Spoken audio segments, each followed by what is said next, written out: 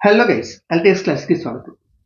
Place in news సిరీస్లో భాగంగా మనం ఇవాళ మే 18th నుంచి మే 24th వరకు న్యూస్లో ఉన్న కొన్ని ఇంపార్టెంట్ ప్లేసెస్ గురించి డిస్కస్ చేస్తున్నామండి.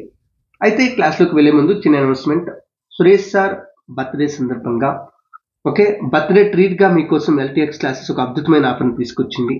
సో దీనిలో భాగంగా మీకు ఎల్టీఎక్స్ క్లాసెస్ అందించే ప్రతి కోర్స్ మీద కూడా ఫ్లాట్ 20% డిస్కౌంట్ అనేది మీకు లభిస్తుంది. ఇది అన్ని కోర్సులకి, ఎన్సీఆర్టీ కోర్సులు అవ్వచ్చు, యూపీఎస్సీ కోర్సులు అవ్వచ్చు, ఆప్షనల్స్ అవ్వచ్చు, అన్నింటికి కూడా ఈ ఆఫర్ అనేది వర్తిస్తుందండి. సో ఈ ఆఫర్ మీకు 31st మే వరకు కూడా ఎక్స్టెండ్ చేయబడింది. సో ఈ ఆఫర్లో ఎన్రోల్ అవ్వాలనుకుంటే కింద కనిపిస్తున్న నెంబర్ 7893899553 అనే నెంబర్కి కాంటాక్ట్ అవ్వండి. మీకు కావాల్సిన ఇన్ఫర్మేషన్ అంతా కూడా లభిస్తుంది. సో ఇంకా మన క్లాస్లోకి వెళ్ళిపోతే ఫస్ట్ ప్లేస్ మనకి ఒక ల్యాండ్ ఫామ్ టైప్ కి సంబంధించింది. ఏంటది? గల్ఫ్ అనే ల్యాండ్ ఫామ్ టైప్ కి సంబంధించింది. అంటే గల్ఫ్ ఆఫ్ అడెన్ అనే ప్లేస్ మనకి న్యూస్ లోకి వచ్చింది. Gulf of Aiden, ADEN, Aiden. ఎందుకు న్యూస్ లోకి వచ్చిందంటే రీసెంట్ గా గల్ఫ్ ఆఫ్ అడెన్ లో ఒక ఆయిల్ ట్యాంకర్ వెళ్తుంటే ఆయిల్ ట్యాంకర్ మీద కొంతమంది పైరేట్స్ ఫైర్ చేశారంట. అలా ఫైర్ చేశారన్న కారణంతో మనకి యూరోపియన్ యూనియన్ కి సంబంధించిన నేవల్ ఫోర్సెస్ అనేవి ఒక 6 పైరేట్స్ ని అరెస్ట్ చేయడం జరిగింది. ఆ కారణం చేత మనకి గల్ఫ్ ఆఫ్ అడెన్ అనేది న్యూస్ లోకి వచ్చిందండి. సో ఫస్ట్ ప్రైమరీగా మీకు గల్ఫ్ అంటే ఏంటో చెప్తాను సింపుల్ గా. గల్ఫ్ అంటే ఏంటి అంటే ఇది టెక్టానిక్ యాక్టివిటీస్ వల్ల ఏర్పడే ఒక వాటర్ బాడీ అండి. ఈ వాటర్ బాడీ యొక్క ప్రత్యేకత ఏంటి అంటే ఈ వాటర్ బాడీ 3 వైపులా కూడా ల్యాండ్ తో కవర్ అయి ఉండి ఒకవైపు మాత్రమే వాటర్ తో కనెక్ట్ అయి ఉంటుంది. మెయిన్ వాటర్ బాడీతో ఏదో ఒక వాటర్ బాడీతో కనెక్ట్ అయి ఉంటుంది. అలాంటి ఒక వాటర్ బాడీని మనం గల్ఫ్ అని చెప్పి పిలుస్తామండి. సో అంటే ఇది సిమిలర్ టు బే గల్ఫ్ రెండు సిమిలర్గా ఉంటాయి. బట్ ఎక్కువ శాతం బే అనేది మనకి ఎరోజనల్ ల్యాండ్ ఫామ్ ఏర్పడే అవకాశం ఉంటుంది. బట్ గల్ఫ్ అనేది చాలా వరకు కూడా మనకి టెక్టానిక్ యాక్టివిటీస్ వల్ల ఎక్కువగా ఏర్పడుతూ ఉంటాయి. సో ఈ గల్ఫ్ అనేది న్యూస్ లోకి వచ్చింది. సో గల్ఫ్ న్యూస్ లోకి వచ్చింది. ఇక్కడ మనకి గల్ఫ్ ఆఫ్ అడెన్ ఏంటి? గల్ఫ్ ఆఫ్ అడెన్ అనేది ఏంటి అంటే చూడండి, ఇక్కడ మనం చెప్తున్నారు.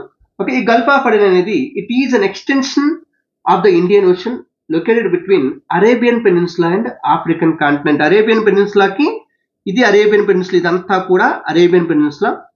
సో ఈ అరేబియన్ పెనిన్సులాకి అలాగే ఆఫ్రికా కాంటినెంట్ కి మధ్యలో ఉండే ఒక వాటర్ బాడీ, హిందూ మహాసముద్రానికి చెందిన ఒక వాటర్ బాడీ మనకి ఈ గల్ఫ్ ఆఫ్ అడెన్ అండి. సో ఈ గల్ఫ్ ఆఫ్ అడెన్ అనేది దీని యొక్క ఇంపార్టెన్స్ మనకి ఏంటి అంటే it connects the Red Sea with the Arabian Sea అనమాట. ఇక్కడ చూడండి ఒకసారి. Here there is Red Sea ఉంది, ఇక్కడ అరేబియన్ సీ ఉంది. ఈ రెండింటికి కూడా ఒక కనెక్షన్ లాగా మనకి ఈ గల్ఫ్ ఆఫ్ అడెన్ అనేది పనిచేస్తున్నమాట. ఈ రెండింటికి మధ్యలో ఉంటుంది. అండ్ అడెన్ అనే పేరుకి కూడా ఒక ఇంపార్టెన్స్ ఉందండి. ఏంటంటే మనకి ఇదే పేరుతో అడెన్ అనే పేరుతో ఇక్కడ ఒక పోర్ట్ కూడా ఉంటుంది అనమాట. యెమెన్ లో ఈ ప్రదేశం, ఈ పర్టికులర్ లొకేషన్ లో అడెన్ అనే పేరుతో ఒక పోర్ట్ కూడా ఉంటుంది. సో ఆ పోర్ట్ పేరు, ఆ ప్రాంతం పేరు మీదుగానే మనకి గల్ఫ్ ఆఫ్ అడెన్ అని పెట్టడం జరిగింది. అలాగే ఇంకా దీని గురించి డీటెయిల్స్ కావాలనుకుంటే ఈ గల్ఫ్ ఆఫ్ అడెన్ అనేది రెడ్ సీతో ఒక నారో స్ట్రైట్ ద్వారా కనెక్ట్ అయి ఉంటుందండి. స్ట్రైట్ అంటే ఏంటో మీకు ప్రీవియస్ క్లాస్ లో మనం మాట్లాడుకున్నాం. ఇక్కడైతే మనకి బాబ్ ఎల్ మాండెబ్ అని ఒక స్ట్రైట్ ద్వారా మనకి ఇది రెడ్ సీలో కనెక్ట్ అయి ఉంటుందండి. బాబ్ ఎల్ మాండెబ్ అనే ఒక స్ట్రైట్ తో రెడ్ సీతో కనెక్ట్ అయి ఉంటుంది. అలాగే గల్ఫ్ ఆఫ్ అడెన్ కి సరిహద్దులుగా ఏమేమి ఉన్నాయి చూసుకుంటే పైన చూసుకుంటే యెమెన్ అనే దేశంతో బౌండరీ ఉంది. అలాగే వెస్ట్ వైపు తీసుకుంటే వెస్ట్ వైపు రెడ్ సీతో బౌండరీ ఉంది ఒకవైపు, అంటే నార్త్ వెస్ట్ వైపు. అలాగే ఇక్కడ ఒక పోర్ట్ మనకి ఒక కంట్రీతో కూడా బౌండరీ ఉందండి వెస్ట్ వైపు. ఏంటా కంట్రీ అంటే small African country known as Djibouti. ఈ జిబోటి అనే కంట్రీ మనకి రెడ్ సీతో కూడా బౌండరీ కలిగి ఉంటుంది, కోస్ట్ లైన్ ని. అలాగే గల్ఫ్ ఆఫ్ అడెన్ తో కూడా కోస్ట్ లైన్ ని కలిగి ఉంటుందండి. కింద అంతా కూడా మనకి సోమాలియాతో, చాలా వరకు సోమాలియాతోనే కనెక్షన్ కలిగి ఉంటుంది. అలాగే దీంతో పాటు ఈ యెమెన్ కి సంబంధించి ఒక ఐలాండ్స్ కూడా ఉంటాయండి. ఏంటంటే సొకోట్రా ఐలాండ్ అని చెప్పి ఇక్కడ ఒక ఐలాండ్ కనిపిస్తుంది చూసారా, దీని పేరు ఏంటి అంటే సొకోట్రా ఐలాండ్ అనమాట. SOCOTRA, సొకోట్రా ఐలాండ్ తో కూడా దీనికి బౌండరీ కలిగి ఉంటుంది. అండ్ మెయిన్ ఈ ఈస్ట్ అంతా కూడా ఎటువైపు ఓపెన్ అవుతుందంటే అరేబియన్ సీతో కనెక్ట్ అయి ఉంటుంది. అలాగే ఇక్కడ మీరు గమనించాల్సిన ఇంకొక విషయం ఏంటంటే చాలా మందికి తెలిసింది ఇది కేవలం రెడ్ సీతోని అరేబియన్ సీతోనే కనెక్ట్ అయి ఉంటుంది అనుకుంటున్నారండి. బట్ దీంతో పాటు ఇది ఇంకొక 2 వాటర్ బాడీస్ తో కూడా కనెక్ట్ అయి ఉంటుంది. ఒకటి జిబోటిలో ఒక గల్ఫ్ ఉంటుందండి. లోపలికి జిబోటిలో ఒక చిన్న గల్ఫ్ ఉంటుంది. ఆ గల్ఫ్ పేరు ఏంటి అంటే మనకి టాడ్జోరా అన్నమాట. టాడ్జోరా TADJOURA, టాడ్జోర్ అనే గల్ఫ్ తో కనెక్ట్ అయి ఉంటుంది. ఓకే, ఇది జిబోటి దేశంలో ఉంటుంది అనమాట. అలాగే it is also connected with Somali Sea, సోమాలియాకి పక్కన ఉన్న ఈస్ట్ వైపు ఉన్న సోమాలి సీతో కూడా కనెక్ట్ అయి ఉంటుందండి త్రూ గ్వార్డాఫీ ఛానల్. ఓకే, ఇగోండి గ్వార్డాఫీ ఛానల్ పేరు మీకు కనిపిస్తుంది. గ్వార్డాఫీ ఛానల్ ద్వారా it is connected with the Somali Sea also. అంటే ఇది మొత్తం 4 వాటర్ బాడీస్ తో కనెక్ట్ అయింది, అలాగే 3 కంట్రీస్ తో బౌండరీని కలిగి ఉంది. ఇది గల్ఫ్ ఆఫ్ అడెన్ గురించి అండి ఫస్ట్ విషయం. సో అలాగే ఇక్కడ ఇంకొక విషయం ఏంటంటే మీరు నోట్ చేసుకోవాల్సింది, ఈ గల్ఫ్ ఆఫ్ అడెన్ అనేది ఒక డైవర్షన్ జోన్ దగ్గర ఉందండి. ఫర్ ఎగ్జాంపుల్ అంటే ఇక్కడ ఏంటంటే ఈ రెడ్ సీ వెంబడి ఇలాగే ఈ ప్రాంతం అంతా కూడా ఏంటి అంటే మనకి ఒకే ప్లేట్లు దూరంగా వెళ్తున్నాయండి. ఈ ప్లేట్ ఇటువైపు, ఈ ప్లేట్ యువతల వైపు మూవ్ అవుతూ ఉన్నాయండి. సో ఇలా మూవ్ అవ్వడం వల్ల రెడ్ సీ ఏర్పడిందని మనం చాలా సార్లు చదువుకున్నాం కూడాను. ఓకే, అయితే ఇలా మూవ్ అవ్వడం వల్ల ఎప్పుడైతే 2 ప్లేట్లు అనేవి దూరంగా వెళ్తాయో అక్కడ సముద్రంలో రిడ్జ్ సిస్టమ్ అనేది ఏర్పడుతుంది. రిడ్జెస్, మౌంటైన్ అంటే మిడ్ ఓషియానిక్ రిడ్జెస్ అనేవి ఏర్పడతాయి. సో ఆ విధంగా మనకి గల్ఫ్ ఆఫ్ అడెన్ లో కూడా ఒక రిడ్జ్ అనేది ఉందండి. అంటే ఇండియన్ ఓషన్ లో ఉన్న రిడ్జ్ కి కంటిన్యూస్ గా మనకి గల్ఫ్ ఆఫ్ అడెన్ లో కూడా ఒక రిడ్జ్ ఉంది. దాని పేరు ఏంటి అంటే షబా రిడ్జ్ అండి. షబా రిడ్జ్ ఇది ఇండియన్ ఓషన్ రిడ్జ్ కి కంటిన్యూస్ గా ఉంటుంది. సో ఇది వీటికి సంబంధించిన విషయాలండి. అలాగే దీనిలో మనకి ఈ అడెన్ అనేది ఏదైతే ఉందో అడెన్ అనేది ఈ గల్ఫ్ ఆఫ్ అడెన్ లో ఉన్న ఒక మేజర్ పోర్ట్ అండి. అండ్ ఇంకొక ఇంపార్టెంట్ పాయింట్ ఏంటంటే ఈ గల్ఫ్ ఆఫ్ అడెన్ లోకి మనం రావడం ద్వారా మాత్రమే మనం ఇంకా రెడ్ సీలోకి ఎంటర్ అవుతాము. ఓకే, రెడ్ సీలోకి ఎంటర్ అయితే ఓకే ఆ రెడ్ సీ నుంచి సూయజ్ కెనాల్ లోపలికి ఎంటర్ అవుతాం. సూయజ్ కెనాల్ దాటితే మెడిటరేనియన్ సీలోకి ఎంటర్ అవుతాం. అంటే ఇవన్నీ ఈ Gulf of Aden, okay, Bab el Mandeb Strait, Red Sea ఇవన్నీ దాటుకుంటూ వెళ్తేనే మనకి కావాల్సిన డెస్టినేషన్ యూరోపియన్ కంట్రీస్ కానీ బ్లాక్ సీలోకి కానీ వెళ్ళడానికి అవకాశం ఏర్పడుతుందండి. సో ఇది మనకి గల్ఫ్ ఆఫ్ అడెన్ గురించి అండి. తర్వాత సెకండ్ న్యూస్ లోకి వచ్చిన ఒక ప్లేసు ఒక వైల్డ్ లైఫ్ శాంక్చురీ అంటే వైల్డ్ లైఫ్ సంబంధించి ఒక ఇంపార్టెంట్ ప్రాంతం అండి. ఓకే, అది కూడా ఇక్కడ మనకి చాలా important, particularly who is preparing for group 1 and group 2 APSC exam prepare అవుతున్న వాళ్ళకి. ఎందుకు అంటే ఇది ఆంధ్రప్రదేశ్ లో ఉన్న ఒక వైల్డ్ లైఫ్ శాంక్చురీ అండి. That is Kaundinya wild life sanctuary. Very very important అండి ఏపీఎస్సీకి అనుకుంటే ఒకవేళ. ఓకే, యూపీఎస్సీ కూడా చాలా ఇంపార్టెంట్ ఇక్కడ. ఎందుకంటే ఇది Kaundinya wild life sanctuary recent గా న్యూస్ లోకి రావడానికి కారణం ఏంటంటే రీసెంట్ గా జూలాజికల్ సర్వే ఆఫ్ ఇండియాకి సంబంధించిన కొంతమంది రీసెర్చర్లు ఫైండ్ అవుట్ చేసింది ఏంటి అంటే, ఇంకా జూలాజికల్ సర్వే ఆఫ్ ఇండియాకి సంబంధించిన కొంతమంది రీసెర్చర్స్ వాళ్ళతో పాటు ఆంధ్రప్రదేశ్ బయోడైవర్సిటీ బోర్డుకి సంబంధించిన కొంతమంది సైంటిస్టులు వీరందరూ కలిసి ఒక రకమైన ఫ్రాగ్ యొక్క ఆనవాళ్ళని కనిపెట్టారనమాట. ఏంటి ఆ ఫ్రాగ్ అంటే శ్రీలంకన్ గోల్డెన్ బ్యాక్డ్ ఫ్రాగ్ అన్నమాట. ఓకే, దాని యొక్క సైంటిఫిక్ నేమ్ ఏంటి అంటే హిలర్నా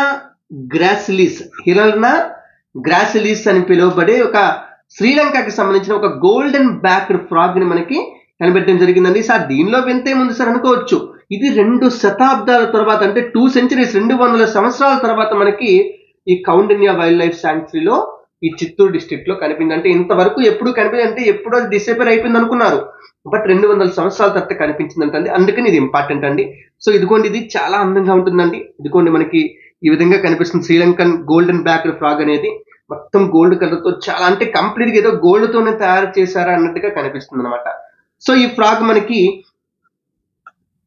దీనికి సంబంధించి కొన్ని డీటెయిల్స్ చూసుకుంటే, సో ఫస్ట్ వన్ ఇది మనకి ఈ గోల్డెన్ ఫ్రాగ్ ని మనం గ్రావెన్ హార్ట్స్ ఫ్రాగ్ అని కూడా పిలుస్తామండి, లేదా శ్రీలంకన్ వుడ్ ఫ్రాగ్ అని కూడా పిలుస్తాం. ఇది రనిడే అనే ఫ్యామిలీకి సంబంధించిన ఒక ఫ్రాగ్ అండి first one. Okay, next one.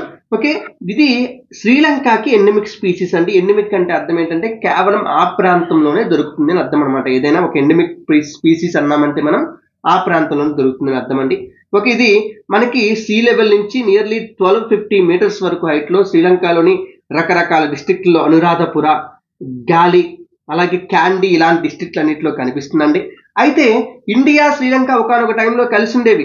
Okay, వాళ్ళిద్దరి మధ్య సెపరేషన్ మనకి మయోసిన్ ఎరా దగ్గరలో అంటే ఎర్లీ మయోసిన్ పీరియడ్ లో జరిగిందండి. అంటే ఇది నియర్లీ 15 million years ago జరిగిందనమాట. ఓకే, సో ఆ టైంలో విడిపోయినప్పుడు మేబీ ఆ టైంలో కొన్ని జాతులు అంటే ఈ ఫ్రాగ్ కి సంబంధించిన కొన్ని స్పీసీస్ అనేవి ఇండియాలో కూడా వచ్చుండొచ్చు. మెల్లమెల్లగా ఇండియాకి ఈ శ్రీలంకకి మధ్యలో ఉన్న భూమి అంతా కూడా వాటర్ కిందకి వెళ్ళిపోయి అక్కడ పాక్ స్ట్రైట్ అనేది ఈ రెండింటిని కూడా సెపరేట్ చేసేసిందండి. ఓకే, సో అందువల్ల ఏంటంటే కొంతకాలం నుంచి శ్రీలంకలో ఉన్న ఈ ఫ్రాగ్స్, ఇండియాలో ఉన్న ఫ్రాగ్స్ కంప్లీట్ గా సెపరేట్ గా డెవలప్ అయ్యాయండి. ఓకే, ప్రెసెంట్ చూసుకుంటే ఈ హిలర్నా గ్రేసిస్ ఏదైతే ఉందో, గ్రేసిలీస్ ఏదైతే ఉందో, ఇది నార్మల్ గా అయితే ఫ్రెష్ వాటర్ హ్యాబిటేట్ లో బతుకుతుందండి.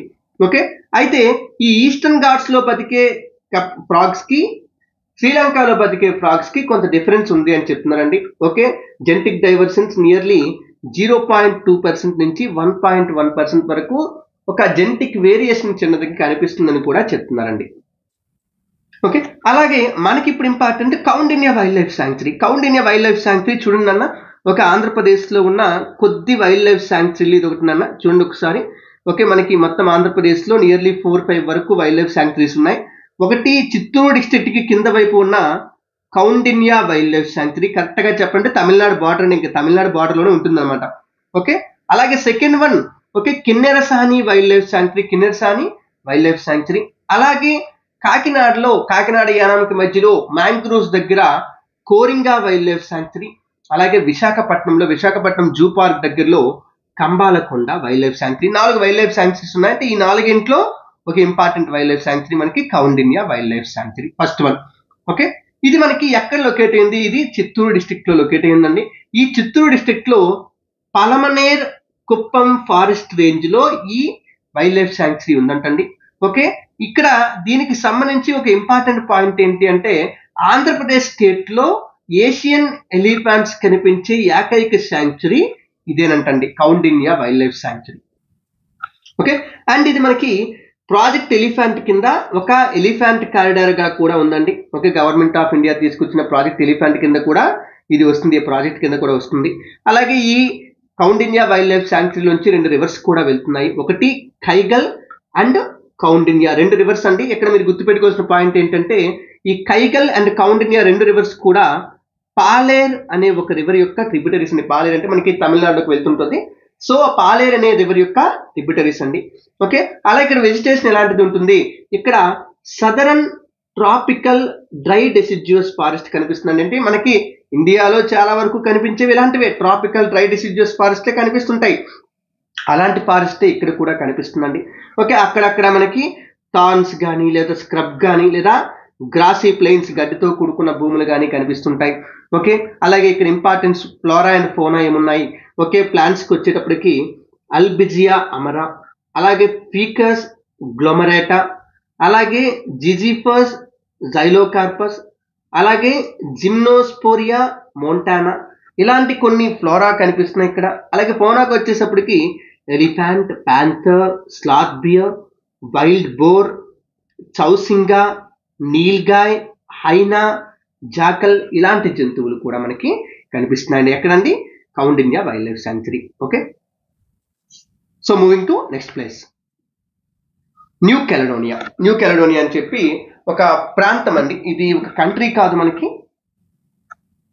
ఫ్రాన్స్ కి సంబంధించిన ఒక ఓవర్సీస్ టెరిటరీ అనమాట. ఇది రీసెంట్ గా న్యూస్ లోకి వచ్చింది. ఓకే, ఎందుకు న్యూస్ లోకి వచ్చింది చెప్తాను చూడండి. సింపుల్ గా చెప్పాలంటే, న్యూ కెలడోనియాలో ఇప్పుడు ప్రెసెంట్ అయితే 2024లో ఒక సివిల్ అన్రెస్ట్ అనేది కొనసాగుతుందండి. ఓకే, సో అవి చాలా దారుణంగా, చాలా మంది చనిపోతున్నారు కూడా ఈ అన్రెస్ట్ వల్ల, అంటే అల్లర్ల వల్ల చాలా మంది చనిపోతున్నారు. సో ఇప్పుడు ఫ్రెంచ్ సెక్యూరిటీ ఫోర్సెస్ ఏం చేసాయంటే, ఈ అల్లర్లను ఆపడానికి ఈ కెలడోనియా లోపలికి ఎంటర్ అవుతున్నాయి. అందువల్ల మనకి ఈ న్యూ కెలడోనియా అనే ప్రాంతం న్యూస్ లోకి వచ్చింది. మీకు ఇది ఎక్కడ ఉంది క్లియర్ గా అబ్జర్వ్ చేయాలంటే, ఆస్ట్రేలియా కంట్రీకి ఈస్ట్ వైపున, కరెక్ట్ గా చెప్పండి ఈస్ట్, కొంచెం ఇంకా యాక్యురేట్ గా చెప్పండి సౌత్ ఈస్ట్ వైపు అనుకోవచ్చు మీరు. ఓకే, సో ఆస్ట్రేలియా కాంటినెంట్ కి సౌత్ ఈస్ట్ వైపున ఓషియానియా, చాలా ఐలాండ్స్ ఉంటాయి కదా, ఫిజీ, వనువతు, ఓకే, సోలమన్ ఐలాండ్స్, అలాగే ఇవన్నీ ఐలాండ్స్ లో ఒక గ్రూప్ గా మనకి న్యూ కెలడోనియా అనే ఐలాండ్స్ ఉన్నాయండి. ఇది ఫస్ట్ వన్. దీని యొక్క లొకేషన్ అనేది ఇక్కడ ఉంటుంది, అంటే కోరల్ సీకి పైన, తాస్మన్ సీకి పైన, అంటే పసిఫిక్ ఓషన్ లో భాగంగానే మనకి ఈ ఐలాండ్ గ్రూప్ అనేది ఉంటుంది అనమాట. సో ఇప్పుడు ఈ న్యూ కెలడోనియా గురించి కొన్ని విషయాలు మనకి చెప్తున్నా చూడండి. ఓకే, ఇది ఒక ఫ్రెంచ్ ఓవర్సీస్ కలెక్టివిటీ, అంటే ఫ్రెంచ్ కి సంబంధించిన ఒక ఓవర్సీస్ ప్రాంతం అనమాట. ఓకే, దానికంటూ కొంత అటానమీ కూడా ఇవ్వబడింది అనమాట. ఫ్రెంచ్ గవర్నమెంట్ కొంత అటానమీని కూడా ఇచ్చింది. ఓకే, దేని ప్రకారం అంటే ఫ్రెంచ్ గవర్నమెంట్ వీళ్ళు కలిపి చేసుకున్న 1998 నౌమియా అకార్డ్ ద్వారా, నౌమియా ఒప్పందం ద్వారా దానికంటూ కొంత అటానమీనిచ్చి దానికి అదే కొంత అడ్మినిస్ట్రేట్ చేసుకుంది. బట్ కంట్రోల్ మాత్రం ఫ్రెంచ్ గవర్నమెంట్ కిందే ఉంటుంది. ఓకే, అండ్ ఈ ఐలాండ్ గ్రూప్ మనకి సౌత్ వెస్టర్న్ పసిఫిక్ ఓషన్ ఉంటుంది. ఇదంతా కూడా పసిఫిక్ ఓషన్ అనుకుంటే పసిఫిక్ ఓషన్ యొక్క సౌత్ వెస్టర్న్ ప్రాంతంలో మనకి ఇది లొకేట్ అయి ఉంటుంది. ఓకే, అండ్ ఇది ఆస్ట్రేలియా నుంచి నియర్లీ 1500 కిలోమీటర్ల దూరంలో ఉంటుంది. ఓకే, అండ్ ఇక్కడ ఈ ఐలాండ్స్ గురించి ఒక ఇంపార్టెంట్ పాయింట్ మనకి ఇచ్చారు చూడండి. ఈ పసిఫిక్ ఐలాండ్స్ లో కనిపించే చాలా ఐలాండ్స్ రీసెంట్ గా వల్కానిక్ ఆరిజిన్స్ వల్ల ఏర్పడితే రీసెంట్ గా వల్కనిజం జరిగి సముద్రంలోంచి ఐలాండ్స్ పుట్టుకొచ్చే లావా బయటకు వచ్చి ఐలాండ్స్ అనేవి పుట్టుకొచ్చాయి అనమాట. బట్ ఇక్కడ ఇంపార్టెంట్ ఏంటి న్యూ కాలిడోనియాకి సంబంధించి అంటే ఇది వీటన్నింటిలాగంటే ఫిజీ, వనువతు, ఓకే, తువాలు ఇలాంటి దేశాలన్నింటిలా కాకుండా ఇది సెపరేట్ గా ఎప్పటి నుంచో ఎగ్జిస్ట్ అయి ఉన్న ప్రాంతం అండి. Okay, it is an ancient fragment of the Gondwana super continent. ఇప్పుడు గోండ్వానా సూపర్ కాంటినెంట్ కి సంబంధించిందే India, Madagascar, Africa, South America, Australia ఇవన్నీ కూడా గోండ్వానాకి సంబంధించినవే కదా. సో న్యూ కాలిడోనియా కూడా అప్పుడు గోండ్వానా ఉన్నప్పటి నుంచి ఉంది. అంటే it is not of recent origin, అది ఎప్పటి నుంచో మనకి అక్కడ ఎగ్జిస్ట్ అయి ఉందండి. బట్ ఆ లొకేషన్ అయితే అలా అలా మారుతూ వస్తుంది కదా, ఇప్పుడు ప్రెసెంట్ ఆ లొకేషన్ ఉందండి. ఓకే, అండ్ ఈ ఐలాండ్ లో మనకి ఈ న్యూ కాలిడోనియా అనేది ఒక గ్రూప్ ఆఫ్ ఐలాండ్స్. ఇందులో మెయిన్ ఐలాండ్ పేరేమో గ్రాండ్ టెర్రీ అని ఒక మెయిన్ ఐలాండ్ ఉంటుంది. దాంతో పాటు 4 లోయల్టీ ఐలాండ్స్ అని పిలువబడే ఇంకొక గ్రూప్ ఉంటుంది అనమాట. 4 లోయల్టీ ఐలాండ్స్ అని పిలువబడే ఒక గ్రూప్ ఉంటుంది. ఆ గ్రూప్ లో మనకి ఔవియా, లిఫో, టిగా అండ్ మారి అనే ఐలాండ్స్ కనిపిస్తాయి. వీటితో పాటు బెలప్ ఆర్కిపెలాగో, దీంతో పాటు ఒక చిన్న island Isle of Pines, okay, and చిన్న చిన్న రిమోట్ ఐలాండ్స్ అన్ని కలిసి ఈ కంట్రీ అనేది ఏర్పడిందండి. ఓకే, ఇగో మీకు లిస్ట్ కూడా చూపిస్తాను. లాయల్టీ ఐలాండ్స్ అన్నాం కదండి. Okay, these are Loyalty Islands అనమాట. ఈ 4 ఐలాండ్స్ అనమాట, ఔవియా, లిఫు అండ్ టిగా అండ్ మారే. అలాగే మెయిన్ ఐలాండ్ ఏమో ఓకే న్యూ కాలిడోనియా, మెయిన్ ఐలాండ్ ఏమో న్యూ కాలిడోనియా, అక్కడక్కడ చిన్న చిన్న రిమోట్ ఐలాండ్స్ ఇవన్నీ కలిసి మనకి ఈ న్యూ కాలిడోనియా అనేది ఏర్పడిందండి. అండ్ దీని క్యాపిటల్ కూడా మనకి నౌమియా. ఇగోండి న్యూ కాలిడోనియా మెయిన్ ఐలాండ్ లో మనకి ఈ నౌమియా అనే సిటీ లొకేట్ అయి ఉంటుంది అనమాట. తర్వాత ఇంకా వీటికి డీటెయిల్స్ చూసుకుంటే దీని క్యాపిటల్ నౌమియా. ఓకే, గ్రాండ్ టెర్రీ అనే ఐలాండ్ అంటే మెయిన్ ఐలాండ్ లోనే లొకేట్ అయి ఉంటుంది. దీని పాపులేషన్ నియర్లీ 2,77,000 వరకు ఉంటుంది. ఓకే, అండ్ ఇందులో 39% వరకు కూడా మెయిన్ పాపులేషన్ అంతా ఎవరంటే కనక్ అని చెప్పి లోకల్ ట్రైబ్ అనమాట. కనక్, KANAK అని పిలువబడే ఒక లోకల్ ట్రైబ్ అండి. ఓకే, అండ్ మిగతా వాళ్ళందరూ కూడా ఈదర్ యూరోప్ నుంచి వచ్చిన కాలిడోనియన్స్ కానీ, లేదా పాలినేషియా నుంచి వచ్చిన వాళ్ళు కానీ, ఓకే, లేదా వియత్నామీస్ నుంచి కానీ, లేదా ఇండోనేషియా నుంచి కానీ, అల్జీరియా నుంచి వచ్చిన వాళ్ళు ఎక్కువ మంది ఉన్నారనమాట. ఓకే, అండ్ ఇప్పుడు ఈ కాలిడోనియా సిటిజన్స్ అనే వాళ్ళు ఫ్రెంచ్ సిటిజన్స్ అవుతారు అండ్ యూరోపియన్ సిటిజన్స్ కూడా అవుతారంటండి. ఓకే, అంటే వీళ్ళు ఫ్రాన్స్ లోకి వెళ్ళి ఎక్కడైనా కూడా నివసించే హక్కు ఉంది. అంటే ఇప్పుడు ఫ్రాన్స్ ఓవర్సీస్ టెరిటరీ కాబట్టి ఫ్రాన్స్ లో వెళ్ళి వాళ్ళు ఎక్కడైనా సెటిల్ అవ్వచ్చు, ఎందుకంటే వాళ్ళు ఫ్రాన్స్ సిటిజన్షిప్ ఉంది వాళ్ళకి. Okay, and French national election లో కూడా వాళ్ళు ఓటు వేసే హక్కు కూడా ఉంటుందండి. ఎందుకంటే అది ఫ్రాన్స్ లో భాగమే. అండ్ ఫ్రాన్స్ యొక్క ప్రెసిడెంట్ ఎవరైతే ఉంటారో ఆయనే న్యూ కాలిడోనియా యొక్క హెడ్ ఆఫ్ ది స్టేట్ కూడా ఆయనేనండి. Okay, and it is represented in New Caledonia by a high commission, అంటే ఆయన తరపున ఒక హై కమిషనర్ ఉంటారు. ఆ హై కమిషనర్ దీన్ని పరిపాలిస్తూ ఉంటారు. ఓకే, ఇంకా చూసుకుంటే ఈ న్యూ కాలిడోనియా అనేది యూరోపియన్ యూనియన్ కి సంబంధించిన ఒక ఓవర్సీస్ టెరిటరీ కింద వస్తుంది, ఓవర్సీస్ కంట్రీస్ అండ్ టెరిటరీస్ కిందకి వస్తుంది. బట్ ఇది ఈయూలో కానీ, యూరోపియన్ యూనియన్ లో కానీ, యూరోలో కానీ, యూరో కరెన్సీ యూసేజ్ లో కానీ, ఓకే, లేదా స్కెంజన్ జోన్స్ కానీ, వాటికి సంబంధించిన స్కెంజన్ జోన్స్ లో కానీ వేటిలో కూడా మెంబర్ కాదు. ఓకే, అలాగే ఈ న్యూ కాలిడోనియాకి ఇంకొక ఇంపార్టెంట్ పాయింట్ ఏంటంటే it is the seat of secretariat of the Pacific community. Pacific community అని చెప్పి ఒక గ్రూప్ ఉందండి. ఓకే, 1947 ఈ టైంలో ఏర్పడింది. Australia, France, Netherlands, New Zealand, UK, USA ఇవన్నీ కలిసి 1947లో ఈ పసిఫిక్ కమ్యూనిటీని ఏర్పాటు చేసుకున్నాయంట. ఓకే, దేనికోసం అంటే ఈ సౌత్ పసిఫిక్ రీజియన్ లో ఎకనామిక్ అండ్ సోషల్ స్టెబిలిటీని మెయింటైన్ చేయడం కోసం ఏర్పరచుకున్న గ్రూప్ పసిఫిక్ కమ్యూనిటీ అండి. సో ఆ గ్రూప్ యొక్క సీట్ కూడా మనకి ఎక్కడ ఉంటుందంటే న్యూ కాలిడోనియాలోనే ఉంటుంది అనమాట. ఓకే, ఇది న్యూ కాలిడోనియా గురించి అండి. నెక్స్ట్ మనకి న్యూస్ లోకి వచ్చింది ఒక కోరల్ రీఫ్ లాంటి ఒక ప్రాంతం అండి. కోరల్ రీఫ్ సంబంధించిన ప్రాంతమే. ఓకే, ఒక డిస్ప్యూటెడ్ ప్రాంతం అనమాట, పసిఫిక్ ఓషన్ సంబంధించింది. ఓకే, దాని పేరు ఏంటంటే స్కార్బరో సోల్ అండి, స్కార్బరో సోల్. ఓకే, ఇది న్యూస్ లోకి రావడానికి కారణం ఏంటంటే ఫిలిప్పైన్స్ అనే కంట్రీ రీసెంట్ గా చైనాకి ఒక ఛాలెంజ్ విసిరింది అనమాట. ఏంటి అంటే ఈ స్కార్బరో సోల్ అనే ఐలాండ్ గ్రూప్ ని ఇంటర్నేషనల్ స్క్రూటినీ కిందకి తీసుకురండి. ఓకే, ఎందుకంటే అది డిస్ప్యూటెడ్ రీజన్ చైనాకి ఫిలిప్పైన్స్ కి మధ్యలో. సో దాన్ని ఇంటర్నేషనల్ లెవెల్లో పెడదాం. ఓకే, ఎందుకంటే మీరు దాన్ని డిస్ట్రాయ్ చేసేస్తున్నారు, సోల్ యొక్క మొత్తం మెరైన్ ఎన్విరాన్మెంట్ అంతటిని కూడా డిస్ట్రాయ్ చేసేస్తున్నారు, దాన్ని ఇంటర్నేషనల్ స్క్రూటినీ కిందకి పెడదామని చెప్పి ఫిలిప్పైన్స్ చైనాకి ఛాలెంజ్ విసింది అనమాట. సో ఏంటిది ఈ స్కార్బరో సోల్ అంటే ఏంటి? ఓకే, దాని ఫస్ట్ ఒక ఫోటో చూపిస్తాను చూడండి. ఇదేనండి స్కార్బరో సోల్. ఒక ట్రయాంగులర్ షేప్ లో ఉండే ఒక ఐలాండ్ గ్రూప్ అనమాట. ఒక ట్రయాంగులర్ షేప్ లో అంటే ఏదో మనకి రైట్ యాంగిల్ ట్రయాంగిల్ ఉంటుంది కదా ట్రిగ్నోమెట్రీలో, అలాంటి ఒక ఐలాండ్ గ్రూప్ అండి. ఓకే, అండ్ మనకున్న అఫీషియల్ ఇన్ఫర్మేషన్ ప్రకారం ఏంటంటే ఇందులో ప్రెసెంట్ అంటే ఇవన్నీ కూడా కంప్లీట్ గా కోరల్ రీఫ్స్ అండి. కోరల్ రీఫ్స్ తోని చిన్న చిన్న వాల్కానిక్ ఐలాండ్స్ తో, నార్మల్ ఐలాండ్స్ తో కూడుకున్న చిన్న గ్రూప్ అండి.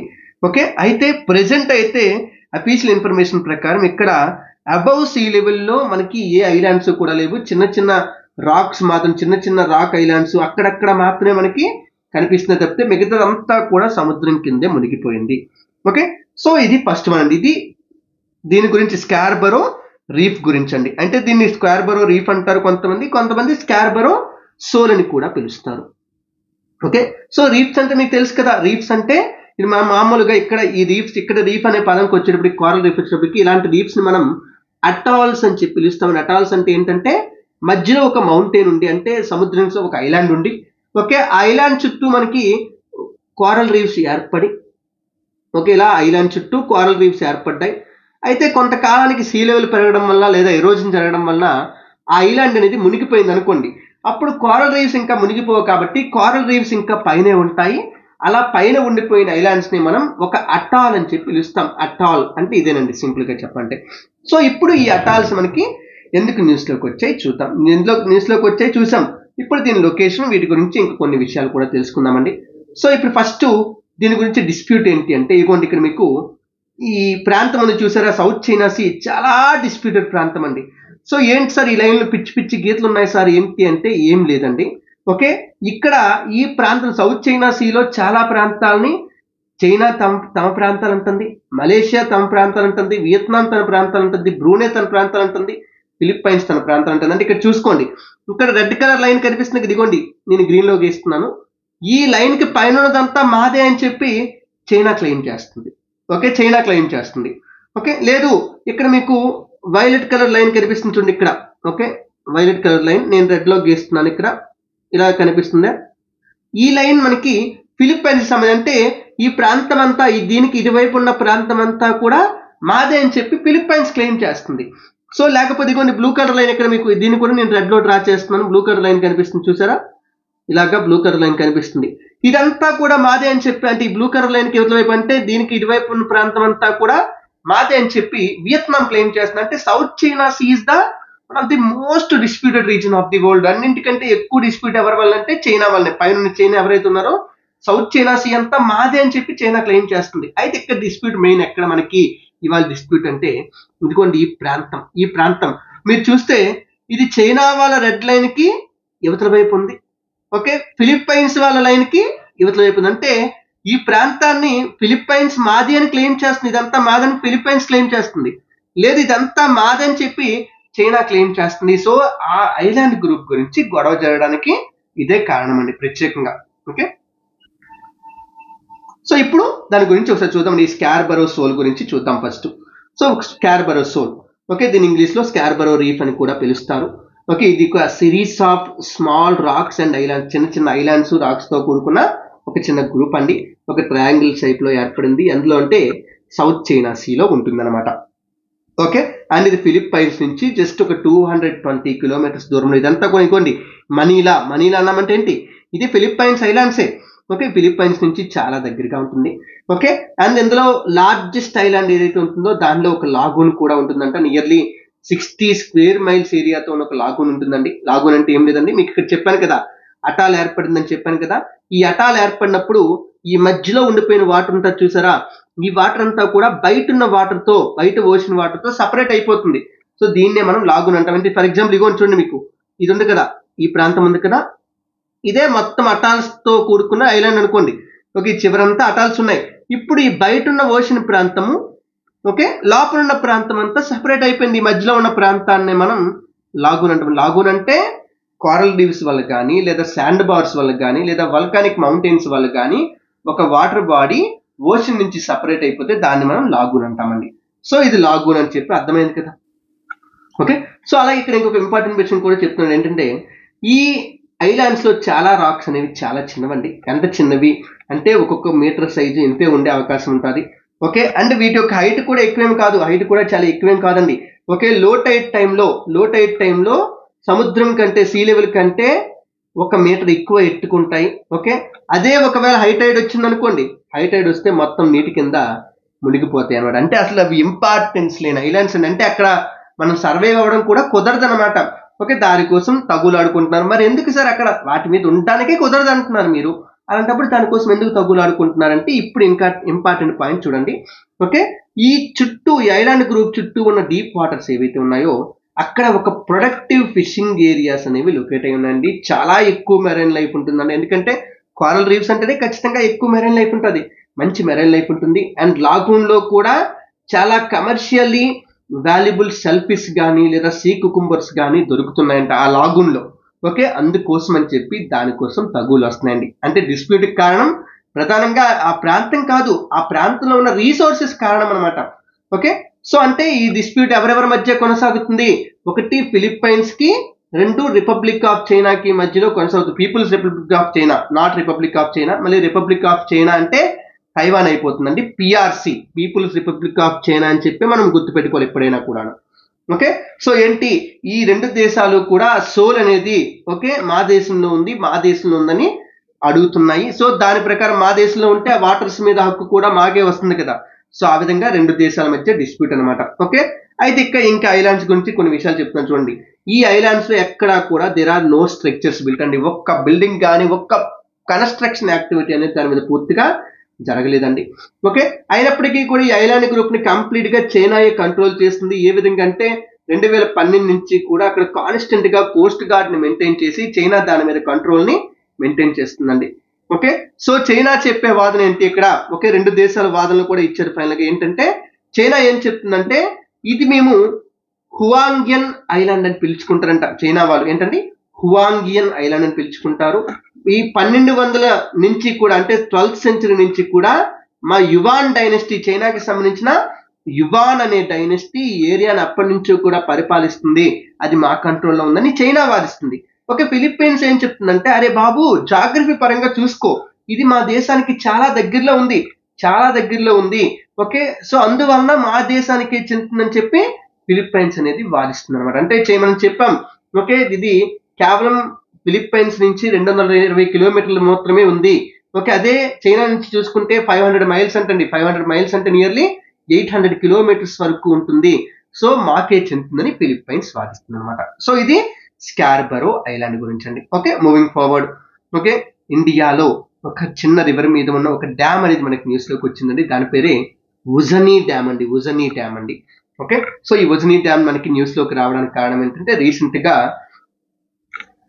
ఓకే ఒక బోటు తిరగపడిపోవడం వల్ల, అంటే ఒక బోటు తలకిందులైపోవడం వల్ల ఆ ఉజనీ డ్యామ్ లో ఈ ఇన్సిడెంట్ జరగడం వల్ల నియర్లీ 6 పర్సన్స్ చనిపోయారు. అంటే ఉజనీ డ్యామ్ వెనక వాటర్ స్టోర్ అవుతుంది కదా రిజర్వాయర్ లో.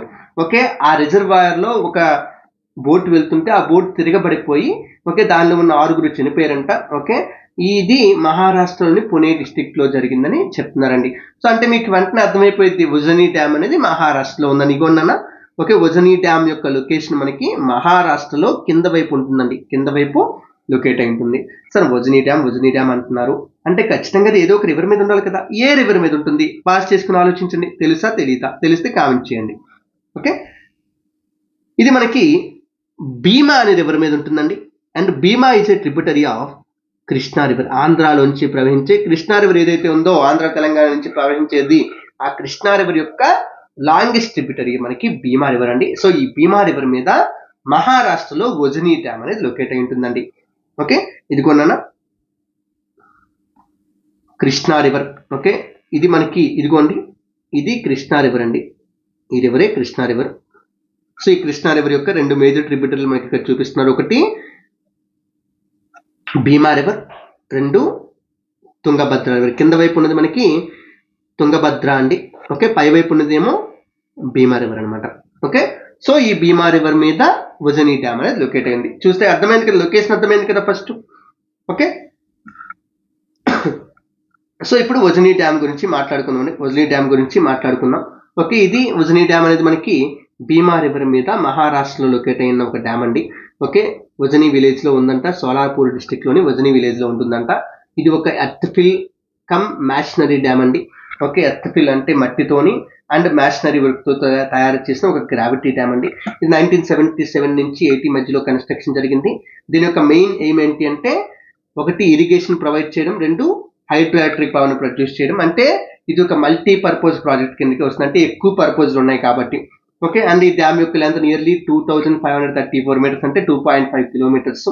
ఓకే, అండ్ ఇది మనకి అక్కడ కింద ఉందంతా కూడా డెక్కన్ ప్లాట్యూ అంటే కంప్లీట్ గా బసాల్టిక్ రాక్స్ మీదే ఉందండి. అంటే కిందంతా కూడా బసాల్టిక్ రాక్స్ మీద ఇది నిల్చుంది. అండ్ దీని యొక్క స్పిల్వే అనేది నియర్లీ 602 మీటర్స్ ఉంటుందండి. స్పిల్వే అంటే డ్యామ్ లోంచి వాటర్ బయటకు వదిలే ప్రాంతం అంతా చూసిందండి. ఓకే, ఇది మీకు ఇలా గేట్లు కనిపిస్తాయి కదా, ఈ గేట్లు కనిపించే ప్రాంతాన్ని మనం స్పిల్వే అంటామండి. మొత్తం డ్యామ్ అంతా ఇవి ఉండవండి. డ్యామ్ అంటే జస్ట్ ఒక అడ్డుగోడలా ఉంటుంది, అంటే ఒక మట్టితో మనకి చెరువు పక్కన కరకట్ట అంటాం కదా, ఓకే, కరకట్ట అంటామే అలాగే ఉంటుంది అంతే. డ్యామ్ అంటే అంతే, ఇంకేదో పెద్ద స్ట్రక్చర్ అనుకోకండి. ఓకే, అందులో ఈ గేట్లు ఉండే నిర్మాణం పేరు ఏంటి అంటే స్పిల్వే. అంటే వాటర్ ఎక్కువైపోతే దీనిలోంచి వదలడానికి ఉపయోగిస్తారనమాట. ఓకే, అలాగే డ్యామ్ యొక్క హైట్ 63 మీటర్స్ అంట. స్టోరేజ్ కెపాసిటీ 117 టీఎంసీలు, మరీ ఎక్కువ కాదు అలాగని తక్కువ కూడా కాదు. అయితే ఇందులో లైవ్ స్టోరేజ్ 54 టీఎంసీ ఉంటుంది, డెడ్ స్టోరేజ్ ఏమో 63 టీఎంసీ ఉంటుంది. అలా ఇక్కడ ఉన్న పవర్ ప్లాంట్ కెపాసిటీ అంత ఎక్కువేం కాదు, జస్ట్ 12 మెగావాట్స్ కెపాసిటీ మాత్రమే ఉందంటే చాలా తక్కువ కెపాసిటీ మాత్రమే ఉంది. అలా ఇక్కడ ఒక కన్సర్న్ కూడా ఇచ్చాడు ఏంటంటే, ఈ మధ్య ఉజని డ్యామ్ లోని వాటర్ క్వాలిటీ బాగా తగ్గిపోతుందంట. ఓకే, అంటే పుణే నుంచి పక్కనున్న చాలా సిటీస్ నుంచి వచ్చే కొన్ని హజార్డస్ పొల్యూటెంట్స్ వలన అక్కడ ఎక్కువగా పొల్యూషన్ జరిగిపోయి, అంటే ట్రిబ్యూటరీస్ అంటే భీమా రివర్ యొక్క ట్రిబ్యూటరీస్ వీటన్నింటిలోకి ఎక్కువ పొల్యూటెంట్స్ వచ్చి అవన్నీ ఉజ్జయిని డ్యామ్ లో కలెక్ట్ అవుతున్నాయని చెప్తున్నారండి. ఓకే, అలాగే పర్టికులర్ ఇక్కడ భీమా రివర్ గురించి కూడా మనకు కొన్ని పాయింట్ ఇచ్చారు చూడండి. ఓకే, భీమా రివర్ అంటే ఆల్రెడీ చూసారు కదా మ్యాప్. ఓకే, ఇదిగోండి భీమా రివర్ చూసుకుంటే ఇదిగోండి ఇలా వస్తుంది భీమా రివర్ అనేది.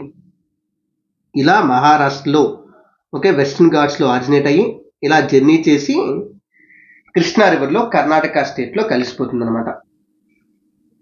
ఓకే, దీని యొక్క ఆరిజిన్ చూసుకుంటే ఇది మనకి భీమశంకర్ హిల్స్ లో పుడుతుందంటండి.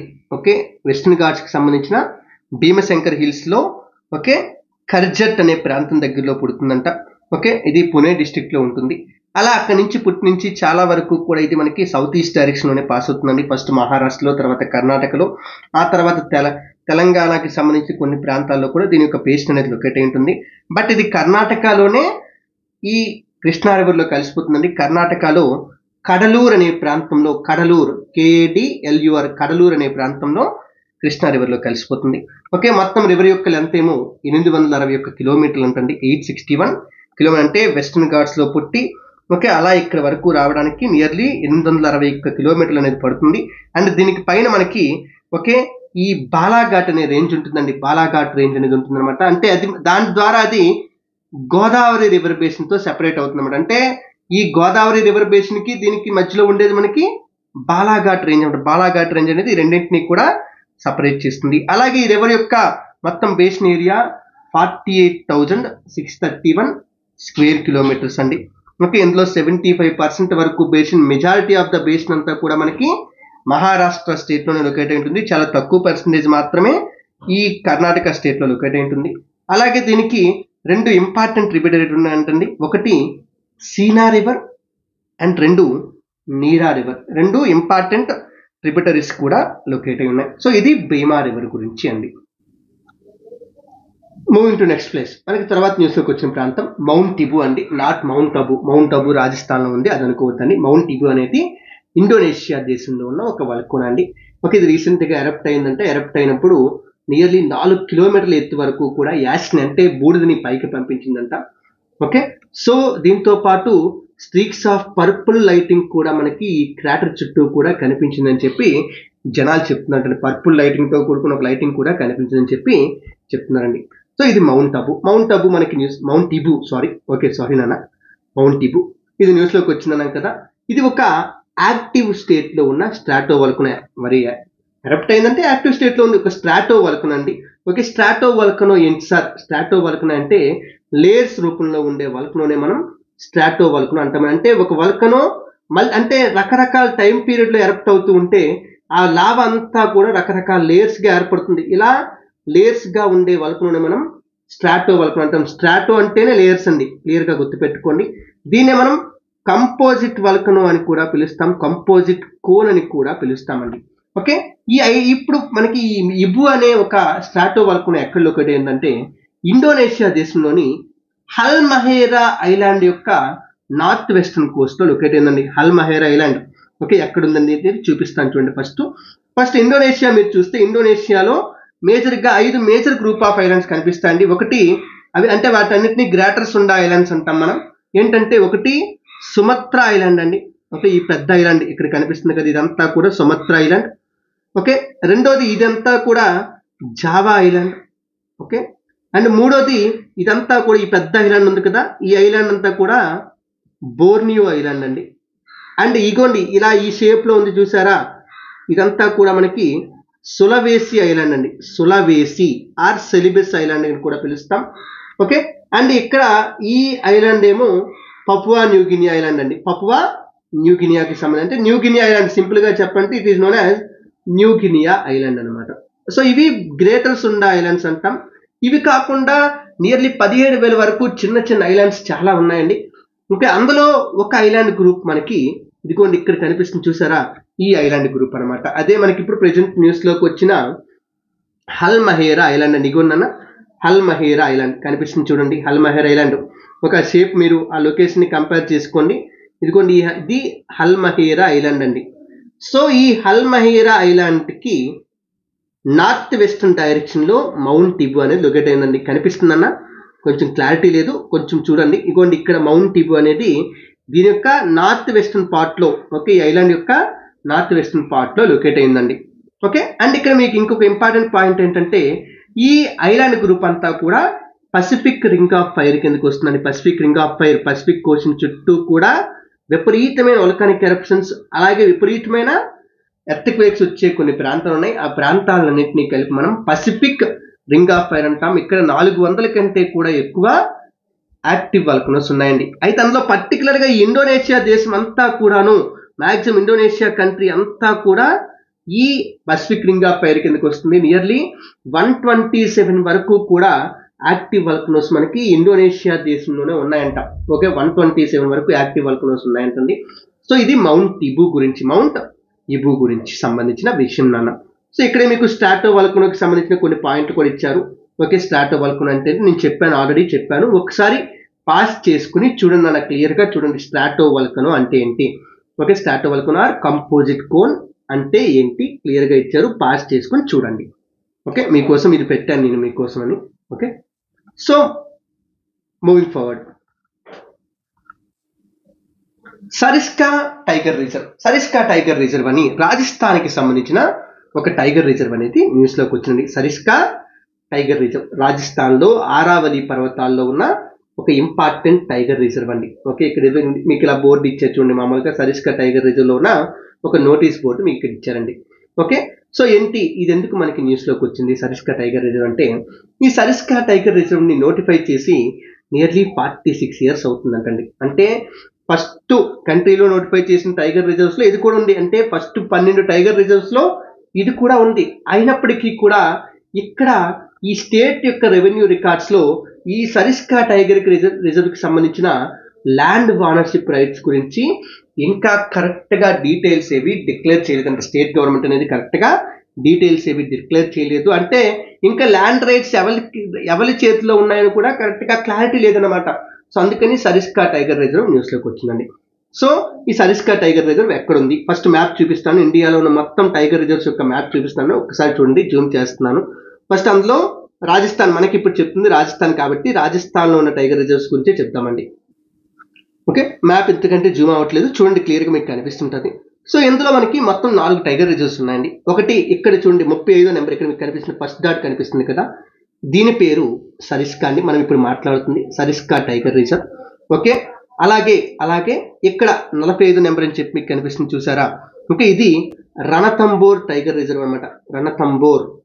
రణతంబోర్ టైగర్ రిజర్వ్ అండి, కరెక్ట్ గా మధ్యప్రదేశ్ బార్డర్ లో ఉంటుంది. ఓకే, అలా ఇక్కడ కనిపిస్తుంది చూసారా. ఓకే, దీని పేరు రామ్గర్ విష్ధారి టైగర్ రిజర్వ్ అండి. రామ్గర్ విష్ధారి టైగర్ రిజర్వ్ అండి. ఓకే, అలాగే ఇక్కడ లాస్ట్ మధ్యప్రదేశ్ బార్డర్ ఇక్కడ కనిపిస్తుంది చూసారా. ఓకే, ఈ ప్రాంతంలో టైగర్ రిజర్వ్ ఏదైతే ఉందో, ఓకే, దీని పేరు ముకుంద్రా హిల్స్ టైగర్ రిజర్వ్ అండి. Mukundra hills tiger reserve. అంటే మొత్తం ఇక్కడ 4 టైగర్ రిజర్వ్స్ ఉన్నాయి. అంటే ఇవన్నిట్లో మ్యాక్సిమం మెజారిటీ వరకు కూడా కొన్ని మాల్వా ప్లాట్యూలో లొకేట్ ఉన్నాయి. ఓకే, బట్ ఇక్కడ ఈ సరిస్కా పర్టికులర్ గా చూసుకుంటే ఇది ఆరావళి పర్వతాలు ఉంది. ఇదిగోండి ఇలా మనకి ఢిల్లీ వరకు కూడా, అంటే గుజరాత్ రాజస్థాన్ బార్డర్ నుంచి ఢిల్లీ వరకు కూడా ఇలా మనకి ఆరావళి పర్వతాలు ఉంటాయండి. సో ఈ ఆరావళి పర్వతాల్లోనే మనకి సరిస్కా టైగర్ రిజర్వ్ అనేది లొకేట్ అయి ఉంది. సో ఇప్పుడు దీనికి సంబంధించిన కొన్ని డీటెయిల్స్ తీసుకుంటే ఇది మనకి రాజస్థాన్లోని అల్వార్ డిస్ట్రిక్ట్ లో లొకేట్ అయింది ఫస్ట్ వన్. ఓకే, ఇది ఆరావళి హిల్స్ కి సంబంధించిన ప్రాంతం అండి. నియర్లీ 800 స్క్వేర్ కిలోమీటర్ ఏరియాని కవర్ చేస్తుందంట. ఓకే, అండ్ ఒకనొక టైంలో మనకి ఇది మహారాజా ఆఫ్ అల్వార్ కి ఒక హంటింగ్ గ్రౌండ్ గా ఉండి అక్కడ ఆయన వచ్చి వేటాడుకునేవారంటండి. ఓకే, అండ్ 1955లో దీని ఒక నేచురల్ రిజర్వ్ గా ప్రకటించారు. 1979లో సరిస్కా నేషనల్ పార్క్ గా కూడా అనౌన్స్ చేయడం జరిగిందండి. Okay, and it is the first reserve in the world to successfully relocate the tigers. మొదటిసారిగా సక్సెస్ఫుల్ గా టైగర్స్ ని రీలొకేట్ చేసిన ఘనత దీనికే దక్కుతుందంటండి. ఓకే, అండ్ సరిస్కా అనేది మనకి చాలా వరకు కూడా కొన్ని ఓల్డ్ టెంపుల్స్ కి ఫేమస్ అంట. ఓల్డ్ టెంపుల్స్, రకరకాల ప్యాలెస్లు ఉన్నాయి, లేక్స్ ఉన్నాయంట. లేక్ ఏంటి అంటే పండుపోల్, బాంగర్ ఫోర్ట్, ఓకే, అలాగే ఆజాబ్గర్, ప్రతాప్గర్ ఫోర్ట్, ఇవన్నీ ఫోర్ట్స్ అనమాట. అలాగే దీంతో పాటు మళ్ళీ ఒక లేక్, ఓకే, సిలిసియర్ లేక్, అలాగే జైసమండ్, ఇది ఇంపార్టెంట్ అండి. జైసమండ్ అనేది మనకి ఇంపార్టెంట్, గుర్తుపెట్టుకోండి. జైసమండ్ లేక్, ఇవన్నీ కూడా ఈ సరిస్కాలోనే లొకేట్ అయి ఉన్నట్టండి. ఓకే, సో ఇంకా దీని గురించి ఇంకొక డీటెయిల్స్ కూడా ఇచ్చేది చూడండి మనకి. ఓకే, దీని యొక్క టోపోగ్రఫీ ఎలా ఉంటుందంటే కంప్లీట్ గా రాకీ ల్యాండ్స్కేప్స్ తో కూడుకుని ఉంటుంది. అలాగే ఇక్కడ ఫారెస్ట్ టైప్ కూడా స్క్రబ్ థార్న్ అరిడ్ ఫారెస్ట్ ఉంటాయి, అంటే స్క్రబ్స్ తో కూడుకున్న అరిడ్ ఫారెస్ట్ ఉంటాయి, గ్రాసెస్, హిల్లీ క్లిఫ్స్, అలాగే సెమీ డెసిడ్యువస్ వుడ్ ట్రీస్ కూడా కనిపిస్తాయి. ఓకే, అండ్ వెజిటేషన్ మనకి పర్టికులర్ గా క్లియర్ గా చెప్పాలంటే northern tropical dry deciduous forest. కౌండిన్యాలో సదరన్ ట్రాపికల్ డ్రై డెసిడ్యువస్ కనిపించాయి కదా, ఇక్కడ నార్థరన్ ట్రాపికల్ డ్రై డెసిడ్యువస్, అలాగే northern tropical thorn forest desert లో కనిపిస్తాయి ప్రత్యేకంగా, ఇలాంటివి కనిపిస్తున్నాయి. ఓకే, అండ్ మొత్తం ఈ సరిస్కా రిజర్వ్ అంతా కూడా నియర్లీ 90% వరకు కూడా డోక్ అనే ట్రీస్ తో కవర్ అయి ఉంటుంది. దీంతో పాటు సలార్, కడయా, గోల్, బర్, బనియన్, గూగల్, బ్యాంబూ, కైర్, అడుస్తా అనే ట్రీలు కూడా కనిపిస్తాయి. దీంతో పాటు ఫౌనాకు వచ్చేటప్పటికి, జంతువులకు వచ్చేటప్పటికి లిపర్డ్, సాంబార్, చీతల్, నీల్గాయ్, అలాగే 4 హార్న్డ్ యాంటీలోప్, అంటే 4 కొమ్ములతో కూడుకున్న యాంటీలోప్, వైల్డ్ బోర్, అలాగే rhesus macaque, langur, hyena, jungle cats, ఇలాంటివన్నీ కూడా కనిపిస్తున్నాయి. వీటన్నిటితో పాటు మెయిన్ టైగర్ అలాగా ఉంటుందండి. ఇవన్నీ కూడా ఇక్కడ కనిపిస్తున్నాయి సరిస్కా టైగర్ రిజర్వ్ లో. And finally last place for today is the country of Iran. Iran news లోకి వచ్చింది, ఎందుకంటే ఇరాన్ దేశం యొక్క ప్రెసిడెంట్ ఇబ్రహీం రైజీ అనే ఆయన ఒక హెలికాప్టర్ క్రాష్ లో రీసెంట్ గా చనిపోయారు. చాలా బాధాకరం అది. దానికి ఇండియా అనే కంట్రీ మనకి సంతాప దినంగా కూడా ప్రకటించిందండి ఆయన చనిపోయిన రోజుని. సో ఆయన గురించి అంటే ఇరాన్ మనకి న్యూస్ లోకి వచ్చింది. అయితే రీసెంట్ గా ఇరాన్ ఇంకా చాలా విషయాల్లో కూడా న్యూస్ లోకి వచ్చింది. లైక్ ఏంటంటే ఇజ్రాయెల్ మీద ఒక్కసారిగా దాడి చేసింది. ఏంటి అంటే సిరియాలో తన ప్రాంతాల మీద దాడికి జరిగిందని కారణంతో ఇజ్రాయెల్ మీద దాడి చేయడం. ఇలా గాజా విషయంలో, గాజా స్ట్రిప్ విషయంలో, హమాస్ కి విషయంలో, ఇలా అన్ని విషయాల్లో కూడా ఇరాన్ మనకి న్యూస్ లోకి వచ్చింది. సో ఇప్పుడు ఇరాన్ యొక్క జాగ్రఫీ చూద్దాం. ఇరాన్ యొక్క జాగ్రఫీ చూద్దామండి. సో దీని యొక్క బార్డరింగ్ కంట్రీస్ చూసుకుంటే okay, anti clock wise direction వెళ్తుందని చూడండి. ఫస్ట్ పాకిస్తాన్, తర్వాత ఆఫ్ఘనిస్తాన్, టర్కమెనిస్తాన్. ఓకే, ఈ 3 కంట్రీస్ అయిపోయిన తర్వాత మనకి కొంత గ్యాప్ వస్తుంది, కాస్పియన్ సీతో బార్డర్ వస్తుంది అనమాట. తర్వాత మళ్ళీ 2 countries, 2 disputed countries, Azerbaijan, Armenia, 2 countries తోని. అలాగే టర్కీ, అలాగే లెఫ్ట్ సైడ్ అంతా కూడా ఇరాక్ తో ఎక్కువగా బౌండరీ ఉంటుంది. సిరియాతో దీనికి బౌండరీ ఉండదు, అండి. కిందేమో పర్షియన్ గల్ఫ్ తో బార్డర్ ని కలిగి ఉంటుంది. అలాగే ఈ చివరి వైపు ఏమో గల్ఫ్ ఆఫ్ వమన్, ఈ ప్రాంతం అంతా కూడా గల్ఫ్ ఆఫ్ వమన్, దీంతో కూడా కోస్ట్ ని కలిగి ఉంటుంది. ఓకే, అండ్ ఇరాన్ యొక్క క్యాపిటల్ సిటీ టెహ్రాన్. కంట్రీ యొక్క నార్దర్న్ పోర్షన్ లో లొకేట్ ఉంటుంది. కరెక్ట్ గా చెప్తే నార్త్ వెస్టర్న్ పోర్షన్ లో మనకి టెహ్రాన్ అనేది లొకేట్ అయి ఉంటుంది. మనకి చాబహార్ గురించి ఆల్రెడీ చూసాము కూడా ఇరాన్ కి సంబంధించి. అలాగే ఇరాన్ యొక్క ఫిజికల్ జాగ్రఫీ చూసుకుంటే మనకి ఇరాన్కి పై వైపు అంటే కాస్పియన్ సీ కింద వైపు అల్బర్జ్ మౌంటైన్స్ అని మౌంటైన్ రేంజ్ ఉంది. అలాగే ఇరాన్ కింద వైపు అంటే పర్షియన్ గల్ఫ్ కి దగ్గరలో మనకి ఒక జాగ్రోస్ మౌంటైన్స్ అని కూడా ఇంకొక మౌంటైన్ రేంజ్ ఉంది. అంటే 2 ఇంపార్టెంట్ మౌంటైన్ రేంజ్లు కూడా మనకి ఇందులో కనిపిస్తున్నాయి. అలాగే చాలా ప్రాంతం అంతా కూడా కంప్లీట్ గా ఎడారి లాగా ఓకే, మౌంటైన్స్ తోని, ప్లాట్యూస్ తోని, వీడితోనే కూడుకుని ఉంటుందండి. అంటే అన్ఈవెన్ టోపోగ్రఫీనే కలిగి ఉంటుంది ఇరాన్ అంతా కూడా. ఓకే, అండ్ దీని యొక్క పాపులేషన్ చూసుకుంటే చాలా వరకు కూడా పర్షియన్ ఎథ్నిక్ పాపులేషన్ కనిపిస్తుందంట. నియర్లీ 90 మిలియన్ వరకు, 9 కోట్ల వరకు ఉంటుంది పాపులేషన్ మనకి. ఓకే, గ్లోబల్ లెవెల్లో 17th ప్లేస్ లో ఉంటుంది. ఓకే, సైజులోను పాపులేషన్ రెండింటిలో కూడా 17th ప్లేస్ లోనే ఉంటుందంట.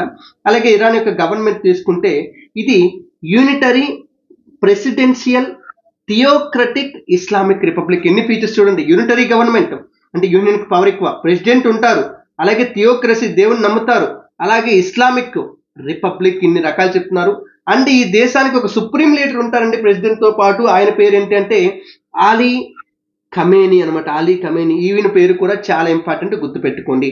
అండ్ ఇరాన్ యొక్క జీడిపి మనకి 2024లో నియర్లీ $1.8 ట్రిలియన్ గా ఉందంటండి. గ్లోబల్ లెవెల్లో 19th ప్లేస్ లో ఉందంట. ఓకే, అండ్ వీళ్ళ యొక్క official language Persian. Okay, but regional languages చాలా రికగ్నైజ్డ్ లాంగ్వేజెస్ కూడా మనకి ఉన్నాయంటండి. ఓకే, అలాగే ఇరాన్ అనేది ఒక మేజర్ రీజనల్ పవర్ కూడా అండి. ఎందుకంటే దాని దగ్గర ఉన్న largest reserves of the fossil fuels వలన.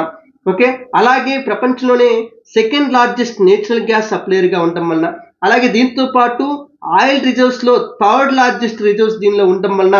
ఓకే, అండ్ దీంతో పాటు జియో పొలిటికల్ గా సిగ్నిఫికెంట్ లొకేషన్, దాని యొక్క military capabilities, regional influence. Okay, దీని అన్నింటి వలన కూడా ఇది ఇరాన్ చాలా వరకు గ్లోబల్ లెవెల్లో ఒక మేజర్ రోల్ ప్లే చేస్తుంది. అన్నింటికంటే ఇంపార్టెంట్ ఓకే, ఇస్లాంలో ఒక మైనర్ గ్రూప్ గా ఉన్న షియా ముస్లిం, సున్నీ ముస్లిమ్స్ అనే దగ్గర ఉంటారు, బట్ షియా ముస్లిమ్స్ తక్కువ ఉంటారు. ఆ షియా ముస్లిం సంబంధించి కూడా ఇది చాలా చాలా ఇంపార్టెంట్ అండి. ఓకే, అండ్ ఇరాన్ అనేది మనకి చాలా ఇంటర్నేషనల్ ఆర్గనైజేషన్ మెంబర్ గా ఉంది. పర్టికులర్ గా United Nations, non alignment movement India తీసుకొచ్చింది. అలాగే ECO, OIC, okay, organisation of Islamic countries. Okay, అలాగే ఓపెక్, పర్టికులర్ గా ఓపెక్ లో మెంబర్ గా ఉంది. ఓకే, దీంతో పాటు ఇండియా మెంబర్స్ గా ఉన్న షాంఘై కోఆపరేషన్ లో ఇది ఒక మెంబర్ గా ఉంది. Okay, and very very importantly 2024 జనవరి 1 నుంచి ఇది బ్రిక్స్ లో కూడా మెంబర్ గా, అంటే Brazil, Russia, India, China, south Africa members గా ఉన్న బ్రిక్స్ లో కూడా మెంబర్ గా వచ్చింది. సో ఇది ఈ విధంగా మనకి ఇరాన్ అనేది ఇంపార్టెంట్ అండి. సో ఈ విధంగా ఇరాన్ గురించి కూడా చెప్పుకున్నాం. సో ఇక్కడితో మనకి ఇవాళ చెప్పాల్సిన టాపిక్స్ అనేవి కంప్లీట్ అయిపోయింది. ఓకే, ఇలా ఫైనల్ గా ఒక క్వశ్చన్ చూసి మనం క్లాసెస్ ఇక్కడ నేను చేసేద్దామండి.